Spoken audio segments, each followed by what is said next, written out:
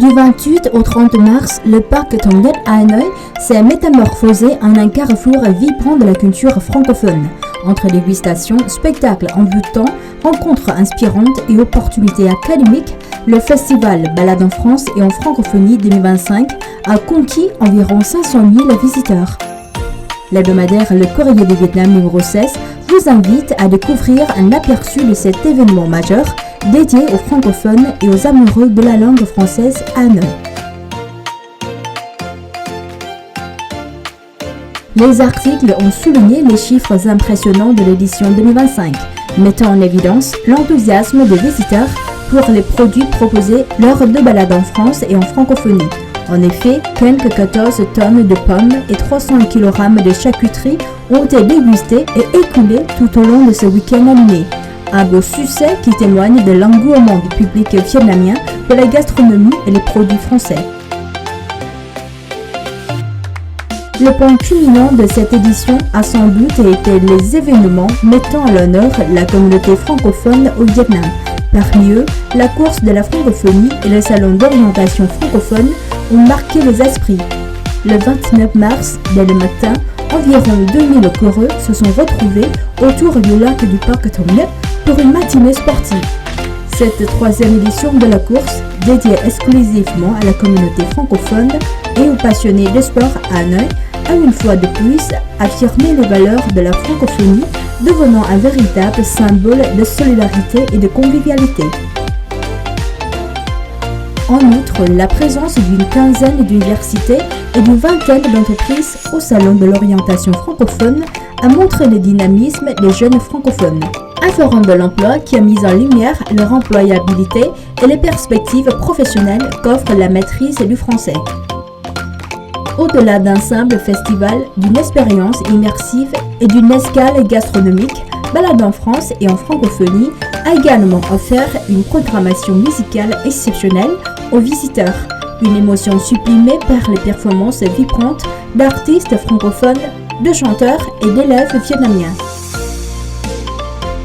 Revivez cette atmosphère festive à travers les pages de l'hebdomadaire Le Courrier du Vietnam numéro 16 ou sur le site web lecourrier.vn.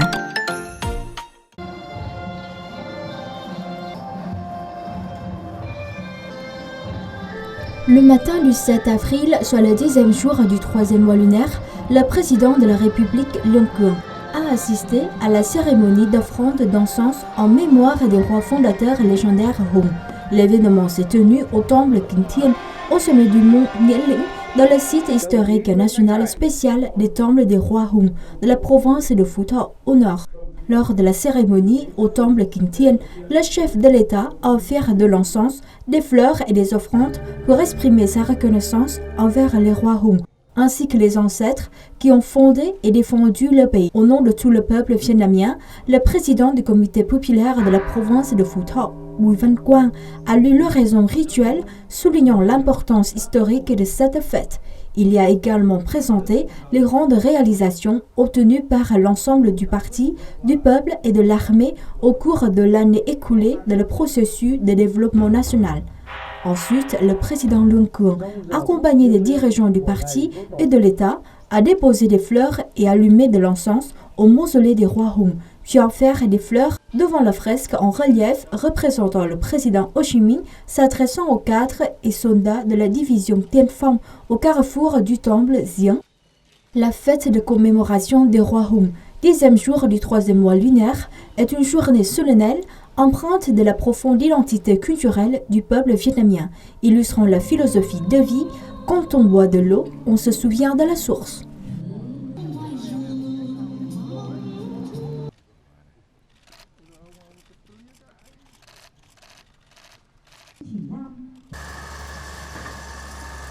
La province de Bình Phước possède un fort potentiel de développement agricole, favorisant ainsi l'essor de l'industrie de transformation des produits agricoles et d'élevage. Grâce à une restructuration dynamique, la croissance du secteur agricole de la province figure aujourd'hui parmi les plus élevées du pays.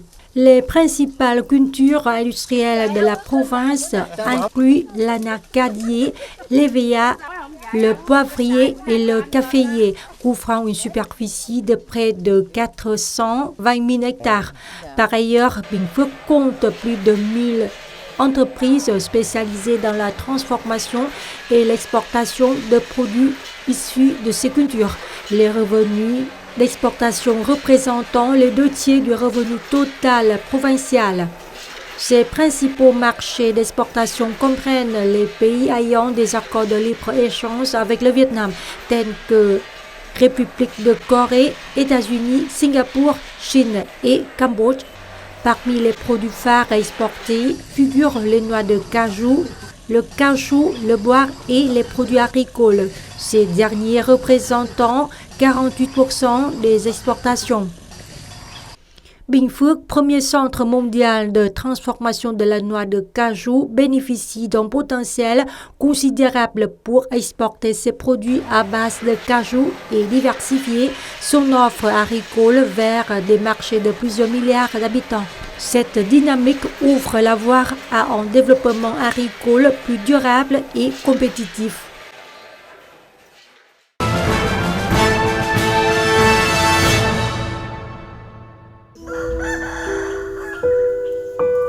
Le district de Vân Hồ fait partie de la province de Sơn La, dans le nord-ouest du Vietnam. Ici, 80% de la population vit de l'agriculture. Les femmes sont la force essentielle dans la production, mais les produits sont principalement destinés à la subsistance et manquent de débouchés. Lorsque les hommes quittent le village pour travailler loin, les femmes prennent en charge l'économie familiale, mais leur voix reste encore limitée.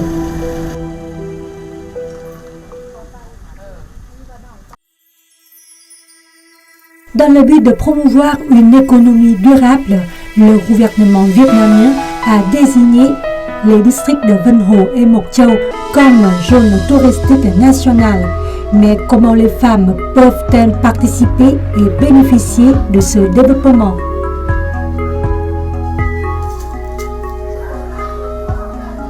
Với cái sự đồng hành của Tổ chức Quốc tế Pháp ngữ OIF, Trung tâm Hợp tác Phát triển Tây Bắc TABA đã đồng hành cùng với cả chị em phụ nữ huyện Vân Hồ, tỉnh Sơn La thực hiện các cái hoạt động để khởi động xây dựng làng nông nghiệp di sản.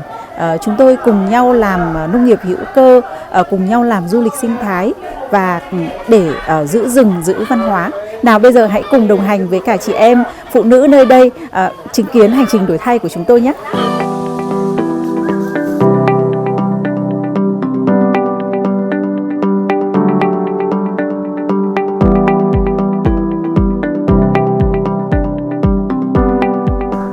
Les femmes ne travaillent plus seules, elles commencent à rejoindre des groupes, elles apprennent ensemble, partagent des expériences et se connectent avec les coopératives pour amener leurs produits sur le marché.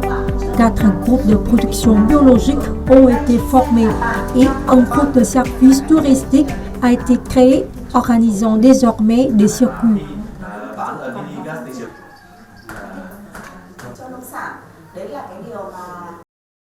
Hồi xưa ấy thì chúng tôi trồng lúa xong ấy thì đất trồng lúa toàn để bỏ hoang, và từ ngày được các anh chị bên dự án quốc tế Pháp ngữ tài trợ thì chúng tôi thu hoạch lúa xong thì có gối vụ cây khoai tây với lại hành vào, và được cái công ty Dueco và Kim Sơn Fund thu mua với giá thành ổn định. Chúng tôi sản xuất không còn đơn độc, có các anh chị hướng dẫn và tổ hợp tác và thành lập hợp tác xã thì kinh tế của chúng tôi cũng dần đi lên và ổn định hơn, và chúng tôi vui lắm.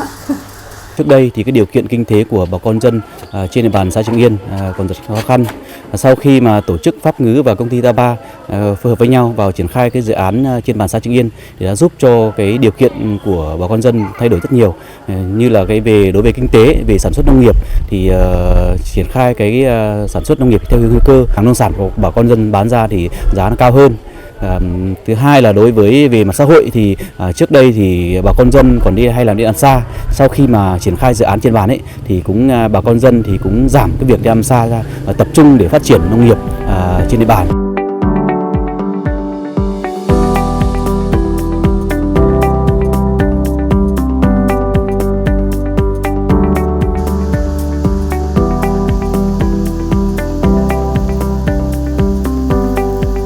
Tôi từng nghĩ du lịch chỉ nằm những trong vùng đất giàu có và ở trung tâm huyện. Thông qua dự án, chúng tôi được học cách biết làm du lịch và đón khách và tổ chức tour du lịch dựa vào thiên nhiên trong bản Sán Có. Thông qua nhóm hợp tác xã Vân Hồ Agritech, chúng tôi có công ty lữ hành đặt tour đều hơn và cho khách đến ở và trải nghiệm. Le projet a aidé le groupe de production agricole et de services touristiques de Suối Piu, ainsi que les unités implantées dans la commune de Thiong Yên, lancées dans les activités touristiques, à s'approcher d'une trentaine d'agences de voyage. Certaines, comme Amica Travel, Gem Travel, Maïtio Valley, ont proposé des circuits réguliers. L'école internationale Concordia a coopéré avec le projet dans la mise en activité d'un circuit particulier portant sur le reboisement.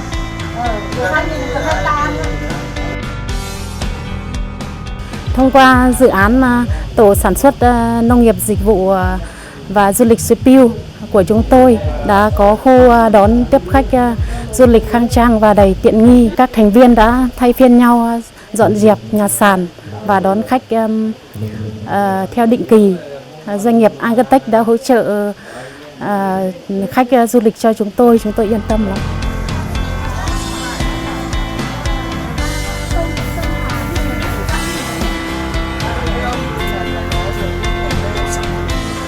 Dự án giúp chúng tôi kết nối với các anh chị trong tổ hợp tác Suối Piu, cùng giới thiệu và trưng bày các gian hàng để quảng bá sản phẩm của xã Trực Yên, huyện Vân Hồ đến với khách du lịch quốc tế và khách Việt Nam. Các sản phẩm mẫu mã của chúng tôi có bao bì và tem nhãn mác đầy đủ nên khách rất thích. Khi khách mua về làm quà và sử dụng thì khách cũng rất yên tâm. Hợp tác xã chúng tôi cũng tăng thêm thu nhập từ các gian hàng ạ.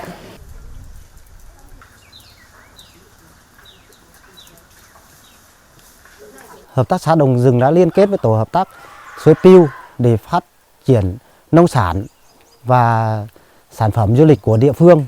Hợp tác xã Đồng Rừng đã dẫn khách đến mó nước nóng và dẫn khách sang ngủ ở Suối Piu.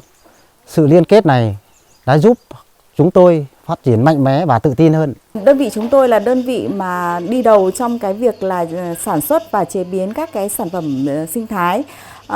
Khi mà có cơ duyên đến với bản thì chúng tôi thấy rằng đây là một môi trường mà chúng tôi có thể phát triển được cái sản phẩm của mình để mà bà con ở đây sẽ gia tăng được cái giá trị sản phẩm cũng như là cải thiện được cái cuộc sống của mình.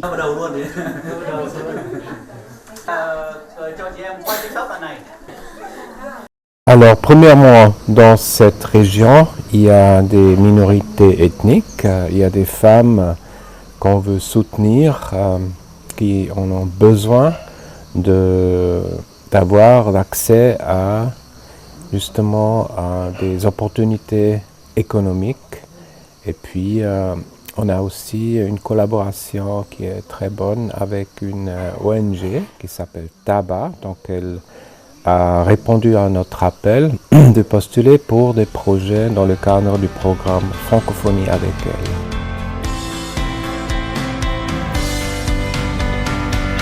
Les enfants qui grandissent non seulement sont témoins du changement, mais nourrissent aussi de grands rêves. Mẹ ơi, con sẽ làm hướng dẫn viên du lịch, mở một homestay riêng hoặc giúp bà con mình bán nông sản đến tận Hà Nội.